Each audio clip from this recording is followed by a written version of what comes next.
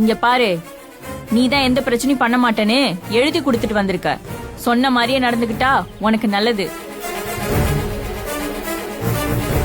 ஏற்கனவே இன்ஸ்பெக்டர் அம்மா உன் மேல பரிதாபப்பட்டு உனக்கு விழ வேண்டிய அடிய உன் புருஷனுக்கு கொடுத்து உன்னை காப்பாத்துனாங்க. மறுபடியும் அவங்க அப்படி நடந்துப்பாங்கன்னு நினைச்சுக்காத. இன்னைக்கு நீ இந்த வீட்டை விட்டு போகாம இருக்கிறதா உனக்கு நல்லது. வீட்டுல பெரியவங்க யாரும் இல்லையா?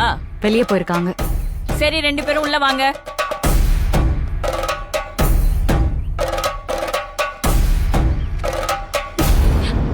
அண்ணி, என்ன நீ இது? இவங்க உங்களை விடலன்னா நீங்க எப்படி போவீங்க? அப்புறம் எப்படி நிச்சயதார்த்தத்தை நிறுத்துவீங்க? அண்ணி, டைம் ஆயிடுச்சு அண்ணி. நீ டென்ஷன் ஆகாத ஸ்ருதி. இந்த நிச்சயதார்த்தம் கண்டிப்பா நடக்காது. அதான் எப்படி அண்ணி?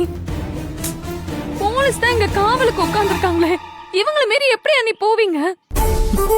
அத நான் பாத்துக்கிறேன்.